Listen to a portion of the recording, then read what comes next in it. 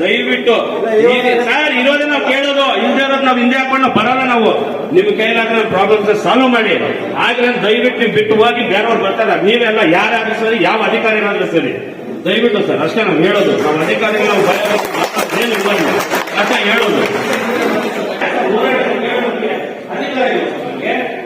ಜಿಲ್ಲಾಧಿಕಾರಿಗೆ ಕೊಡಬೇಕು, ಎಸಿ ಕೊಡಬೇಕು, ಇನ್ನೊಂದು ಕಡೆ ಬೇಕು.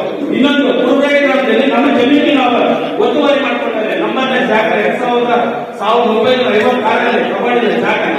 ಅಲ್ಲಿ ಒಂದು ಸೊಸೈಟಿ ಅದು ಕಬ್ಜಾ ಮಾಡಿದ್ದಾರೆ. ಆ ಸಂಬಂಧಪಟ್ಟ ಕಂಪ್ಲೇಂಟ್ ಕೊಡ್ತಾರೆ. ಅಟ್ರಾಸಿಟಿ ಕಾಯ್ದೆ ದೂರು ಮಾಡಿದ್ದಾರೆ. ಮಾತಾಡ್ಬಿಟ್ಟು ಶಾಲೆ ಮಾಡ್ತಾರೆ.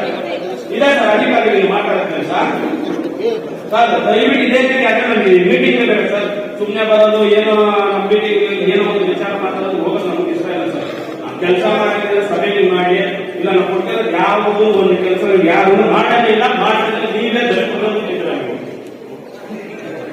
ದಯವಿಟ್ಟು ಮಾಡಿದ್ರೆ ನಿಮ್ ಕೈಯಲ್ಲ ಮಾಡಿ, ಇಲ್ಲ ಅಂದ್ರೆ ಸಭೆನ ಬಾಯ್ಕಾಟ್ ಮಾಡಿ ನಾವೆಲ್ಲ ಹೋಗ್ತಾ ಇದ್ದೀವಿ.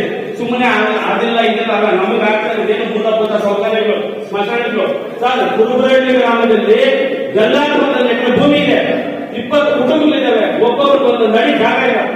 ಅಲ್ಲಿರೋ ಗೋಮಾಳದಲ್ಲಿ ಪ್ರತಿಯೊಬ್ಬರು ಇದೆ. ನಮ್ಮವ್ರು ನಿಲ್ಲಿಸಿದ್ದಾರೆ ಸರ್. ನಮ್ಮವ್ರು ವ್ಯವಸಾಯ ಮಾಡ್ಬಾರ್ದಾ? ನಾವು ರೈತರಾಗ್ಬಾರ್ದಾ? ಏನಾದ್ರೂ ಕೇಳಿದ್ರೆ ಧಮಕಿಗಳು ಸರ್. ಇದೇ ವಿಚಾರವಾಗಿ ನಾನು ತಿರುಮಶೆಟ್ಟಲ್ಲಿ ಒಂದು ಪೊಲೀಸ್ ಸ್ಟೇಷನ್ಗೆ ಹೋಗ್ತೀನಿ. ಯಾವ್ದೊಂದು ಅಟ್ರಾಸಿಟಿ ಕಾಯ್ದೆ ಹೇಳಿ ಸರ್. ಬೂಟ್ ಕಾಲ ಮತ್ತು ಒಳಗಡೆ ಹಾಕ್ತೀನಿ ಅಂತಾರೆ ಕೆಲವರು ನಮ್ಮ ಕಾರ್ಯಕರ್ತರನ್ನ. ಯಾಕೆ ದಲಿತರಾಗ್ಬಿಟ್ರೆ ಯೂನಿಫಾರ್ಮ್ ಸರ್. ಅವ್ರು ಪೊಲೀಸ್ ಅಧಿಕಾರಿ, ನೀನು ಯೂನಿಫಾರ್ಮ್ ತೆಗೆದ್ರೆ ನೀನು ದಲಿತ, ನೀನು ಯೂನಿಫಾರ್ಮ್ ಹಾಕಿದ್ರೆ ನೀನು ಪೊಲೀಸ್ ಅಧಿಕಾರಿ ಕೆಲಸ ಮಾಡಬೇಕು. ಅದು ಬಿಟ್ಬಿಟ್ಟೇನು ಸರ್ ಆತರ ಮಾತಾಡೋದು? ಅದ್ರ ಬಗ್ಗೆ ನಾನು ಮನೆ SP ಅವ್ರ ಗಮನಕ್ಕೆ ಕೊಟ್ಟಿದ್ದೀನಿ. ಕೇರ್ಲೆಸ್ ಅಧಿಕಾರಿಗಳ ಪರ ಕೆಲಸ ಮಾಡ್ತೀರಾ, ನಮ್ಮ ಪರ ಸರ್ ಕೆಲಸ ಮಾಡ್ತಾ ಇದ್ದೀರಾ ನೀವು? ಏನು ಒಂದು ನಾವು ಏನೊಂದು ತಾಲೂಕು ಆಫೀಸ್ ಬಂದ್ರೆ ಅಷ್ಟೇ ದಲಿತರು ಕುತ್ಕೊಳ್ರಿ ಅನ್ನೋದೊಂದು ಸಭ್ಯತೆ ಇರಲ್ಲ ಯಾರಿಗೂ. ಒಂದು ಕಚೇರಿಗಳಿಗೆ ಹೋದ್ರೆ ಸರ್ ಆಯ್ತು, ಒಂದು ತೋಟಗಾರಿಕೆ ಇಲಾಖೆ ಆಗ್ಲಿ, ಒಂದು ಯಾವ್ದಾದ್ರು ಒಂದು ಕೃಷಿ ಇಲಾಖೆ ಆಗಲಿ, ನಮಗೆ ಬರೋ ಅನುದಾನಗಳನ್ನ ನೀವು ಈಸ್ಕೊಡ್ತಾ ಇದ್ದೀರಾ? ಯಾವ್ದಾದ್ರು ಒಂದು ಪಬ್ಲಿಸಿಟಿ ಮಾಡ್ತಾ ಇದ್ದೀರಾ? ಏನೂ ಇಲ್ಲ. ಬರುತ್ತೆ ಯಾವ್ದೊಂದು ಪೇಪರ್ಗೆ ಏನೋ ಕೇಳಕ್ಕೆ ಪೇಪರ್ ಅಲ್ಲಿ ಕೊಟ್ಟಿದ್ದೀನಲ್ಲಪ್ಪ, ಅದು ಯಾರು MLA ಚೇಲಾಗಿ ಯಾರಿರ್ತಾರೋ, ಓಪನ್ ಆಗಿ ಹೇಳ್ತೀನಿ, ಚಮಚಾಗಿ ಯಾರಿರ್ತಾರೋ ಅವರು ಅನುದಾನಗಳು ತಿಂತಾವ್ರೆ.